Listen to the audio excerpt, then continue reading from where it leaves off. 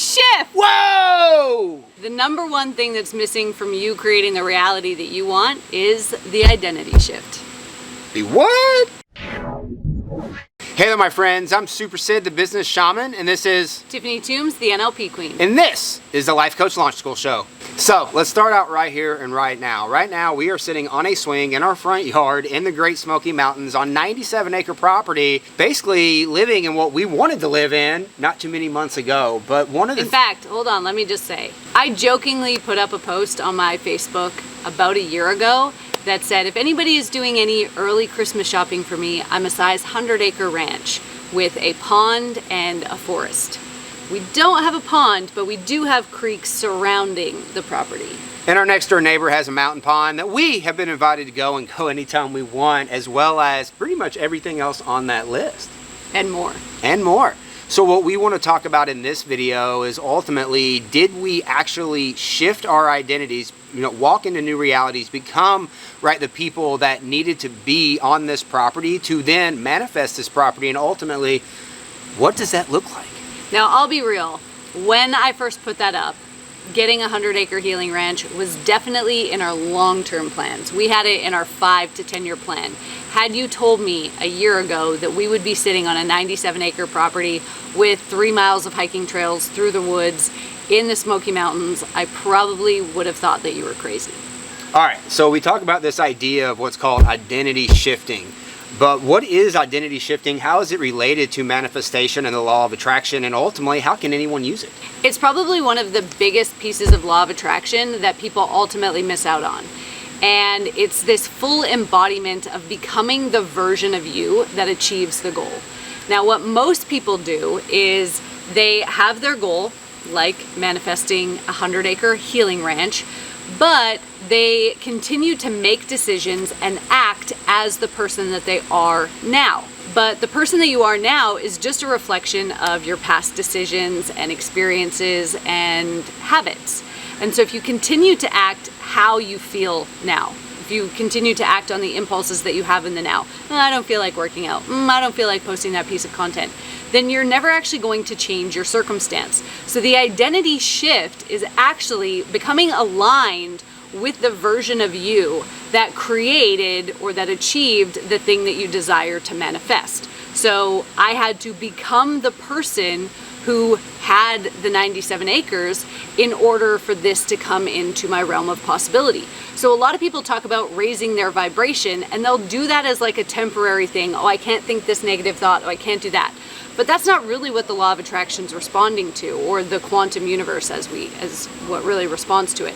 That's not what's responding. It's responding to your overall vibration. And so if you're always suppressing negative emotions and not allowing yourself to feel them, if you're always acting as your lower vibrational self and showing up as that person, then that's what the universe is going to continue to deliver to you. So we had to shift our identity in order to become the person who has this ranch. So tell me, what would you say is the major identity shift that you had to make for this opportunity to come into our realm of possibility? I find it interesting because you're not the only person that's asked that question. And interestingly enough, one of the first things that I like to make sure that I answer this is, to be honest with you, do I feel like different? I wouldn't say that I feel different. I'd say I feel more secure. And at the end of the day, I think it's not even the security comes in with certainty. I feel more certain about where we're going, what we're stepping into. I know that it's the right path, and I know that combining forces with you, is going to help us get there a lot faster. So at the end of the day, I think, what did we have to embody or start? For me, it was just flat out doing what I said I was going to do. It is, I know it's the simplest thing in the world to hear, or you might, we always hear, we've heard it since we were little. But at the end of the day, it's like I have all these thoughts, all these ideas, all these things that I want to do. It's not about having the thought or having the idea. I've simply now become a lot more numb to just saying, if I have a thought and I want to do it, the action starts right then, the plan starts right then. And by the end of the day of having that thought, it is written down. There's a plan of action to go and get it. And ultimately, I might not have it yet. It might be far out in the distance, but I know the steps that I need to start taking to get there. I think one thing that we did really well when we met, which allowed us to have a lot of success, was our legacy board. And you've done a training on that on this channel. There's a channel. So check it out. There's a video, legacy board. Check that out.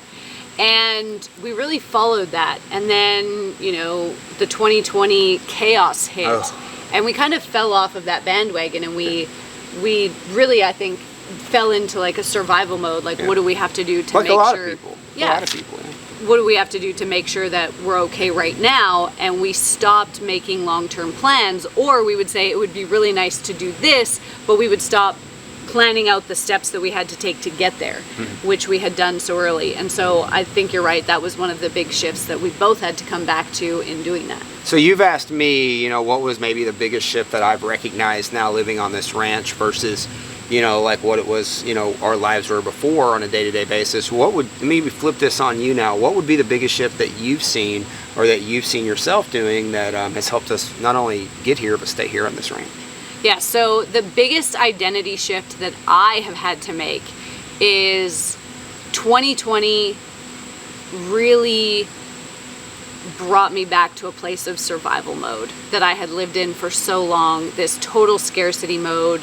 And money mindset, my money identity really is something that I have worked a lot on prior to 2020, and then, the poop kind of hit the fan. And I went back to those old scarcity mentalities. I was also listening too much to like the upcoming economy collapse and what could happen, and getting caught in that anxiety. So what I've really been focused on, especially over the last 12 to 18 months since our son has been born, is stepping into a wealthy woman identity and really figuring out like, what would the wealthy Tiffany do in this situation? How would she handle the current economic craziness? How does she look at money? How does she trust herself with money? Because that was the other thing, is I stopped trusting myself with money, which then led me to continue to validate my lack of trust with money by buying books or things that I wouldn't read, or buying courses that I wouldn't read, or just buying things that I didn't really need at all. And so for me, I really had to make the shift around my money identity and coming out of that scarcity mode and tapping into the abundance piece again, the abundance identity, because we have an abundance of land, we have an abundance of nature. And I think one thing people don't realize is when you're in this survival scarcity place, you can't manifest or pull into your world anything that's not just about surviving. So even when, circumstances happened and we were looking for this place, I would fluctuate between, looking at the cheapest possible place for us to live, which was like just a tiny box, and then the abundance. And I could really see myself flipping between these two identities back and forth. So I would say the biggest shift that I've had to make is really stepping into that wealthy woman identity and asking myself every day, like every decision, what would the wealthy version of me do in this situation? And I think that's a really powerful question for people to come back to as you're starting to transform your reality, is what would future me do? If I did X, is that going to benefit my future self, or is my future self going to hate me for that? There was one day recently where you and I had just a ton of stuff to do, and it had like a deadline on it, and I was so tired, and I was like, I'm just going to go to bed and I'll get up early tomorrow and do it. But I was like, oh, my future self is going to hate me if I make that decision, because I'm going to put so much more stress on her. So yes, I'm tired, but can I knock out this exercise now or this task now that's only going to take 20 or 30 minutes, but it's going to take stress off of tomorrow me? Yes. And I was so grateful that I made that decision. So I think that's a really powerful question for people to ask. So now that we've looked at, kind of some identity shifts that we've made that has helped us obviously get here, let's now talk about what is an identity shift for maybe you who's watching this video. So maybe explain to people, like, first off, what exactly is an identity shift related back to self-healing, empowerment, and life transformation? And then once we define that, let's talk about specifically what are shifts that people typically would find themselves making, or things that people can look at doing when they want to go out there and reach a new goal. Yeah, so I think firstly you have to realize that your identity is like a foundational piece of who you are. And at a very unconscious level, we are totally loyal to this identity that we have, which means if you believe that you're broke, if that's an identity that you've created for yourself, if you believe that you're bad with money, then you will always act in a way to validate that belief. Our identities almost create these like invisible boundaries or hidden commitments that we have to fulfill.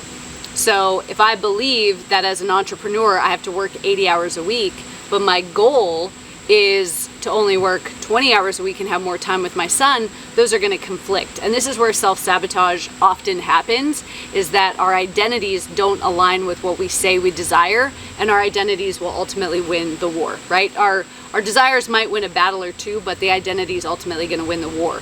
And so what we need to do is we need to shift or elevate our identity to match the person that we want to become, so that we can get that success in the fastest and most effortless way possible.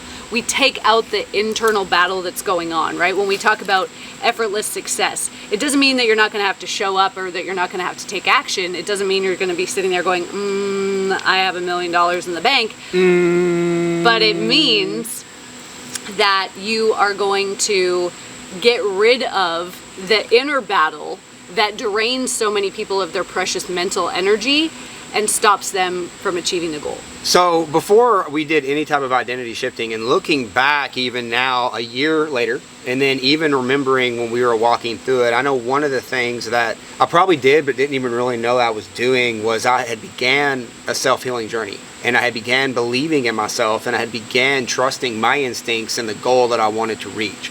And even though we really didn't know or have it formalized yet, one thing that we had started was healing the nervous system. So we got a special gift for you called our 7-day nervous system reset. And inside that, Tiff's going to explain what it can help you do. Yeah, so shifting your identity, again, far easier when your nervous system isn't working against you, when you're not in this place of survival mode. And so in the 7-day nervous system reset, you're going to unlock a new exercise every day for 7 days. These exercises are going to fall into one of two categories, either part of a daily routine that's going to take you less than 5 minutes a day to complete, so none of you can complain, oh, I don't have any time. You can find 5 minutes to set you up for your future success.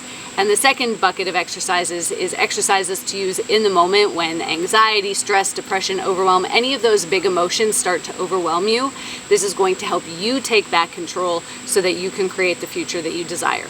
So all you have to do to get the 7-day nervous system reset is click the link in the description below or go to resetmysystem.com/reset. So if you have a big goal that you're wanting to manifest, you have something that you're wanting to get done, remember that shifting our identities into that person that is going to help manifest that thing can be something that can help you get there, maybe just a little bit faster. It helped us, and we hope that it might help you too. But don't forget, let's dare to heal so we can dare to lead and ultimately dare to make an impact. I'm Super Sid, the Business Shaman. This is Tiffany Toombs, the NLP Queen. And this is the Life Coach Launch School Show. We'll see you in the next video.